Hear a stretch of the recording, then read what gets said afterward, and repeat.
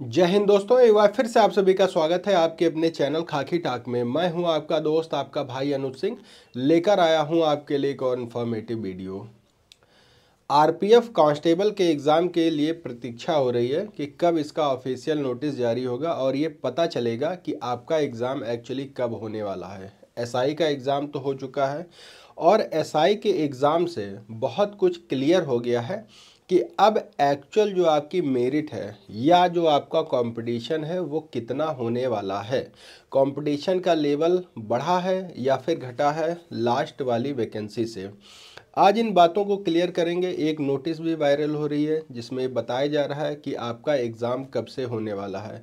सारी चीज़ें डिस्कस कर लेते हैं। आपसे रिक्वेस्ट इतना रहेगा कि अगर आप चैनल पे पहली बार विजिट कर रहे हैं तो चैनल को सब्सक्राइब करके वीडियो को लाइक ज़रूर कर लीजिएगा।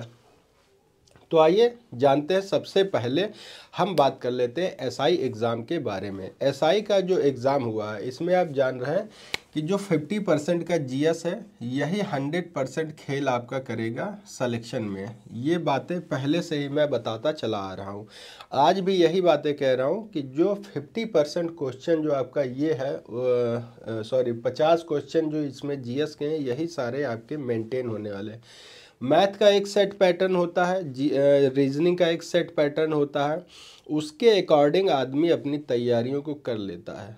लेकिन जीएस का कोई सेट पैटर्न नहीं होता है। सेट पैटर्न का मतलब ये तो पता है आपका कि ये सब्जेक्ट ये टॉपिक्स आपके इसमें कवर किए जाते हैं, लेकिन कहाँ से कितनी गहराई से कवर किए जाते हैं ये किसी को नहीं पता है। ठीक है, तो अभी का जो एनालिसिस हुआ है एसआई का एग्ज़ाम का, उससे ये अंदाज़ा मोटा मोटा आप लगा सकते हैं कि आपका 90 से 100 के बीच स्कोर रहने वाला है। 90 से 100 के बीच, इससे ऊपर जाने ही वाला नहीं है। 100 को भी अगर आप कम कर देंगे तो इसमें भी कोई अतिशयोक्ति नहीं होगी कि 90 to 95 ही आपका जाने वाला है। 90 to 95 के बीच आपका ये स्कोर रहेगा। जिसने इसके बीच में अपना स्कोर कर लिया है 100% वो मान के चले कि उसके कंधे पर 2 स्टार लग चुके हैं। 100%, बस वो केवल अपने फिजिकल पे थोड़ा सा ध्यान दे ले तो अब आप कहेंगे कि पिछली बार जो वैकेंसी थी 2018 की, जब हम बात करते हैं तो 2018 में क्या हुआ था कि यहाँ पर जो स्कोर गया था वो 120 के करीब गया था। 110 तो बहुत ही नॉर्मल था। तो जब आप कहेंगे कि 120 स्कोर जा सकता है, 110 जा सकता है, तो कंपटीशन का लेवल और बढ़ा है, स्टूडेंट्स और बढ़े हैं, नंबर ऑफ वैकेंसी कम हुई है। तो फिर ये कंपटीशन कम कैसे हुआ? ये कंपटीशन कम होने का कारण आप देख लेंगे तो पिछले बार जो वैकेंसी आई थी 2018 में, इसकी जो मेरिट बनी थी वो जोन वाइज बनी थी। वो वैकेंसी जोन वाइज मेरिट बनाई गई थी, लेकिन इस बार जो मेरिट बन रही है वो ऑल इंडिया लेवल पर बन रही है। ठीक है, ऑल इंडिया लेवल पर इसकी मेरिट बनने वाली है। पिछली बार भी जब आप ये वैकेंसी देखेंगे तो यहाँ पर सभी जगहों पर 110 120 नहीं गया था। कुछ जगह पर 85 पर भी सिलेक्शन हुआ था, कुछ जगह पर 80 नंबर पे भी सिलेक्शन हुआ था और कुछ जगहों पर 120 110 गया था। इसी असमानता को कम करने के लिए, इसी चीज़ को कम करने के लिए, इसको बैलेंस करने के लिए इस बार ऑल इंडिया मेरिट बनाई गई है। और ऑल इंडिया जब मेरिट बनती है तो कहीं ना कहीं आपका ये जो लेवल है ये कम होने वाला है।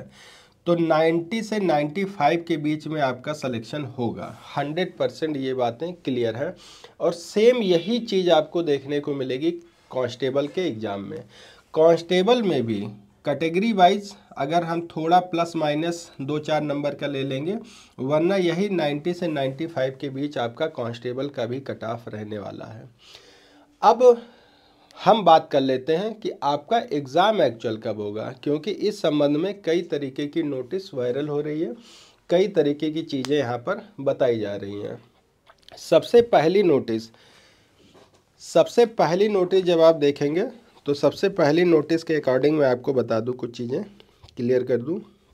जो नोटिस आई थी आरआरबी एग्जामिनेशन 2024 और 2025 की, 2024 और 2025 की, तो यहाँ जो आपका सब इंस्पेक्टर का एग्ज़ाम था वो 2/12/24 से 5/12/24, तो इसी के आसपास आपका एग्ज़ाम हुआ। एसआई का तो कन्फर्म है, इसी के आसपास आपका एग्ज़ाम हुआ। दूसरा जो एग्जामिनेशन था वो था कांस्टेबल का। तो कांस्टेबल के लिए इन्होंने बताया था 8 जनवरी 2025, कितना, 8 जनवरी। दूसरा था आपका 10 जनवरी और तीसरा था 15, 17, 27 और सीधे 27 के बाद 3 मार्च को था। यानी कि फरवरी पूरा खाली था आपका, फरवरी पूरा खाली था। तो जब फरवरी खाली क्यों छोड़ दिया गया, अब इसके संबंध में आप जानिए। फिर दूसरा नोटिस जो आया वो आया एसएससी जीडी का।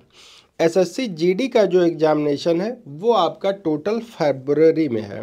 18 फरवरी, 19 फरवरी, 4, 6, 10, 11, 15 और 25 फरवरी। इन डेट्स में आपके कांस्टेबल के एग्ज़ाम होंगे जीडी के, और दोनों ही टीसीएस जो है आपका कंप्लीट करा रहा है एग्जामिनेशन।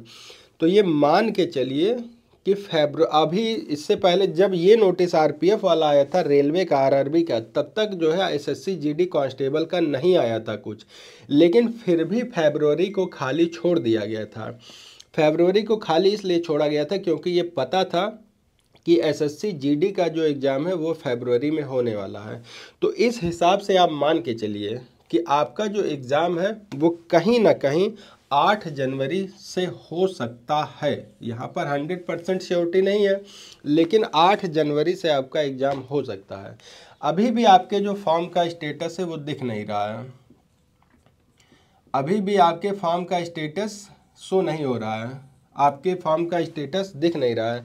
जिन बच्चों के फॉर्म के स्टेटस दिख रहे हैं, मतलब फॉर्म के स्टेटस में क्या आ रहा है, वो चीज़ें मुझे कमेंट करके बता दीजिएगा। आपका सबमिट दिखा रहा है, सक्सेस दिखा रहा है कि फिर रिजेक्ट दिखा रहा है, कुछ भी जो भी आपका स्टेटस आ रहा है वो मुझे कमेंट बॉक्स में लिख कर बताइएगा कि आपके फॉर्म का स्टेटस इस समय क्या दिख रहा है। अब आपके पास जो समय बचता है वो मैक्सिमम आपके पास समय बचता है 18 से 20 दिन। तो इन 20 दिनों में जो आपकी स्ट्रेटजी रहेगी, आप मान लीजिए कि आपका एग्ज़ाम जो है 8 जनवरी से हो सकता है, 8 से नहीं 15 से, इससे ज़्यादा डिले नहीं होने वाला है। तो आपके पास 20 से 25 दिन बचे, इसमें आपकी स्ट्रेटजी बहुत स्ट्रांग होनी चाहिए। अब आप अपने सिलेबस को सारा कंप्लीट कर लीजिए, जितना भी पढ़ा है, मतलब जितना रायता आपने फैला दिया है, अब उसको समेटने की कोशिश करिए। जितना पढ़ा है उसको आप अपने अंदर समाहित करिए, पढ़ने की कोशिश करिए, रिवीजन करिए। नए टॉपिक पढ़ने से बचिए। जीएस आप पढ़ सकते हैं, लेकिन बाकी नए टॉपिक्स आप पढ़ने से बचिए।